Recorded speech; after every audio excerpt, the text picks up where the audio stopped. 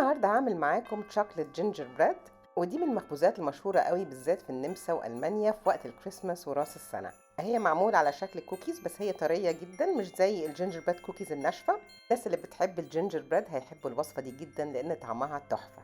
أنا رندودة ودي قناتي، ولو لسه مش مشتركين معايا يسعدني لو تشتركوا، ولو عجبتكم الوصفة ما تنسوش تعملوا شير مع أصحابكم. عمل العجينة نفسها سهلة جدا، هكتب لكم التفاصيل في صندوق الوصف. اول حاجه عايزين نجهز خلطه التوابل بتاعه الجينجر بريد، وهي عباره عن معلقتين صغيرين قرفه، نص معلقه جنزبيل، نص معلقه قرنفل مطحون، نص معلقه حبهان، ونص معلقه جوز الطيب مطحونين. احنا نقدر نظبط الخلطه دي شويه على حسب رغبتنا الشخصيه، يعني ممكن نقلل القرنفل او الجنزبيل لو مش بنحب طعمهم. هنحتاج 240 جرام دقيق متعدد الأغراض، وهنحتاج معلقة كبيرة كاكاو خبز، 4 معالق صغيرة بيكنج باودر، وفوق الجينجر بريد سبايس هنحتاج كمان معلقة إضافية صغيرة قرفة، 100 جرام لوز مطحون، و150 جرام بندق مطحون.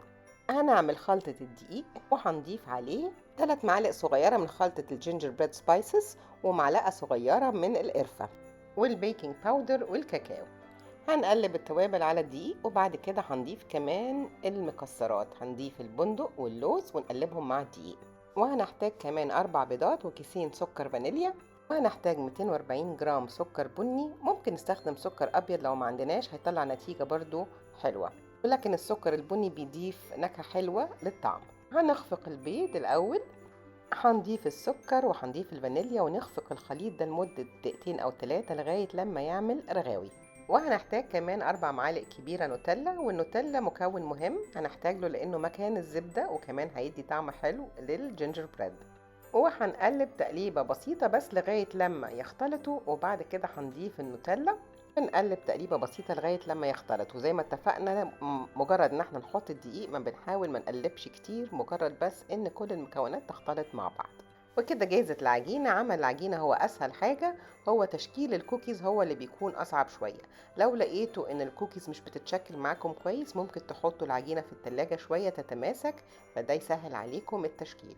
بمساعدة معلقة هنعمل كورة صغيرة، ونلاحظ إن الكورة بتفرش بعد كده في الصينية، يعني ضروري نسيب مكان بين كل كوكي والتانية.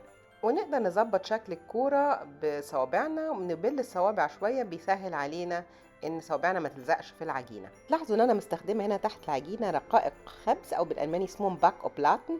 دي رقائق خبز رفيعه بتساعد ان الكوكيز ما تلزقش على ورق الخبز، ولكن انا عملت كميه من غير الباك او بلاتن وبتطلع برضو كويسه، مفيش اي مشكله. وطبعا مهم ان احنا نحط ورق خبز في الصينيه.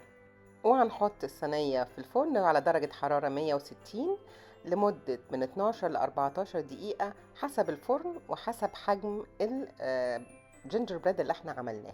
آخر خطوة بعد ما يخرجوا من الفرن هندهن وش الجينجر بريد بعجينة ايسينج شوجر أو سكر بودرة.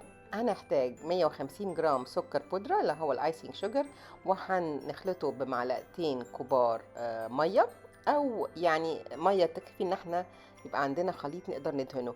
وهندهن على الجينجر بريد بفرشه طبقه ايسينج شوجر. دي برضو خطوه مهمه بتغير تماما من طعم الكوكيز. وبس كده خلصت وصفه النهارده، بتهيألي انها وصفه سهله، ويا رب ان شاء الله تعجبكم، وبألف هنا وشفا.